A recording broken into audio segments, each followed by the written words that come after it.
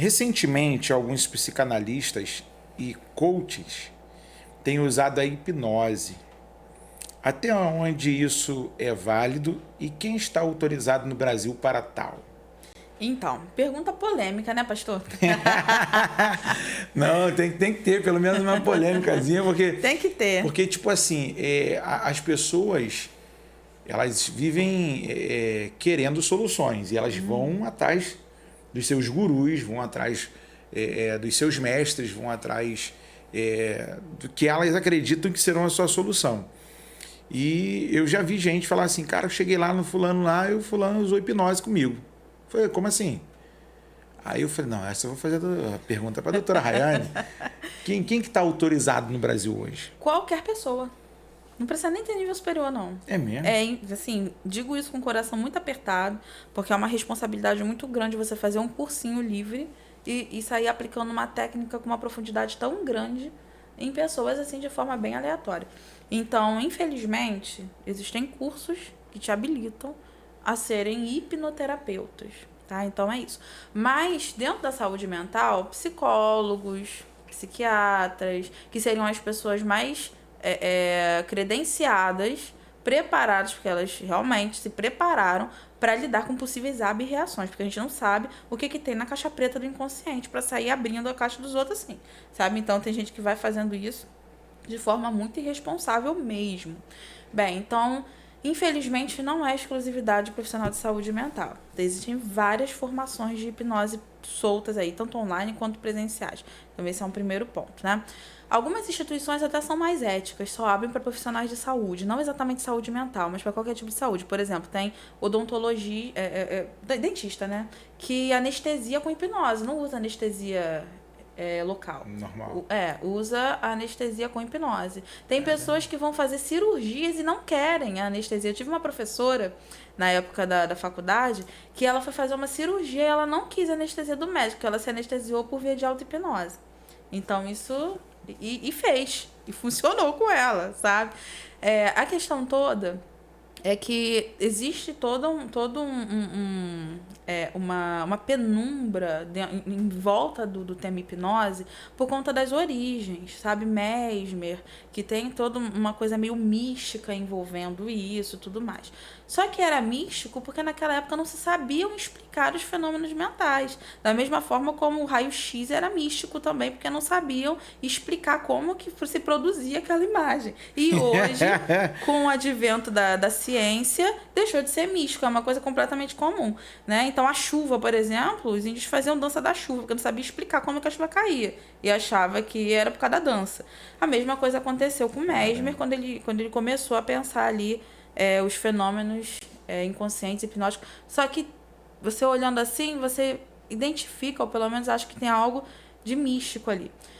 Pois então, feliz ou infelizmente, tem uma gama enorme de crenças. Assim, psicólogo, ele é psicólogo, mas ele tem a sua crença espiritual também. Sim. Assim como eu sou cristã, existem um número enorme de psicólogos de outras crenças que vão envolver as suas ideologias nas suas induções hipnóticas. Então, a hipnose tem um efeito muito forte, verdade, porque o nosso inconsciente, a nossa mente, ela não tem a capacidade de identificar o que é real do que é imaginário. Sabe? É por isso que também a palavra está dizendo, guarda o teu coração. Porque às vezes é uma novela que você está vendo em forma de historinha que o seu cérebro não está identificando que aquilo dali não é verdade. Tanto que você grita no filme de terror. Você sente a emoção como se estivesse acontecendo com você. É isso? Então você está internalizando muitos daqueles conflitos para você também. Então, ele não tem essa capacidade. Por isso que Jesus usava hipnose, inclusive, né? Em muitas falas dele, ele usava hipnose. Só que não a hipnose clássica, como a gente conhece, que inclusive eu não acho ético. Eu, como profissional de saúde mental, não acho ético nem produtivo. Por quê? Porque é aquela questão, eu vou tirar o teu sintoma daqui e vou colocar aqui. Agora vai aparecer de uma outra forma, porque não foi resolvido. Foi maquiado. Sim. Sabe? Então, não acho que seja profundo o suficiente para as mazelas que envolvem o humano. Então, eu não gosto, não uso... Não acho que seja interessante. Para quem só quer uma anestesia, beleza. Talvez, se você for sugestionável o suficiente, você consiga resultados pontuais para aquilo ali, sabendo que daqui a pouco tempo você vai estar com outro problema. Então você não sabe se vai ser pior, melhor, você não sabe onde que vai aparecer, mas vai.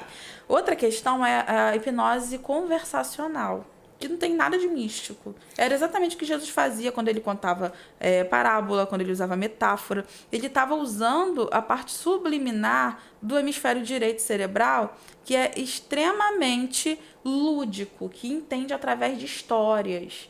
Então, então, as parábolas. As parábolas. Por isso que ele falava através de parábolas. Por isso que a Bíblia usa muita figura de linguagem. Porque as pessoas têm ideia de hipnose, é assim, né? Vou até brincar. O Olha pêndulo. aqui e tal. Você está ficando com sono.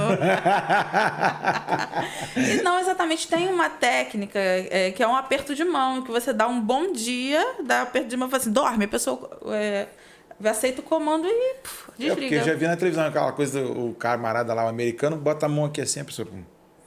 O cara, não sei, um toque, um aperto de mão. Você falou uma coisa... Isso. E não precisa necessariamente estar ali com não um precisa. reloginho. O que é hipnose, na verdade? Vamos para o conceito. Então, a hipnose é um estado alterado de consciência. A gente entra em estado hipnótico várias vezes ao longo do dia, em torno, no mínimo, de 8 vezes. Eu não sei se você já reparou, mas em alguns momentos, você está assim, distraído e de repente você viaja. Opa! De repente, opa! Já teve essa sensação? Voltou. Ou então alguém está falando com você, Paulo? Paulo? Repete, oi, eu estava distraído. Você estava em estado hipnótico. Eu acho que a maior hipnose de hoje é essa aqui. A pessoa está conversando e a outra está aqui. Sim. Qualquer coisa que altere a sua frequência cerebral, que altere o seu estado de consciência, é um estado hipnótico. Só que a questão é que tem estados hipnóticos mais rasos e mais profundos, dependendo da frequência cerebral que você alcance, sabe? Então, você pode estar muito concentrado em alguma coisa, você está em estado hipnótico. Sabe, o seu cérebro entra em estado hipnótico naturalmente ao longo do dia. Por quê? Porque ele, sabe geladeira, motor de geladeira? Então, ele fica, zzz, de repente, puf, o cérebro faz a mesma coisa. Ele está em atividade, não que ele pare de funcionar, mas ele reduz o nível de consciência. Como uma economia de energia mesmo, sabe? E aí, nesse momento que você fica totalmente sugestionável. E aí, o que você está ouvindo, o que você está vendo, o que está fazendo, o que está acontecendo, absorve como uma esponja. É por isso que na TV, principalmente a Globo tem muito disso, que aparece... O SBT também estava com essa mania. De aparecer, de repente, Jequiti, abre e fecha. Aquilo dali está aproveitando janelas de estado sugestionável. Mesma coisa, a Globo está passando um filme, no meio do filme, plim, plim, rapidinho. Então, isso tudo tá utilizando mecanismos de hipnose.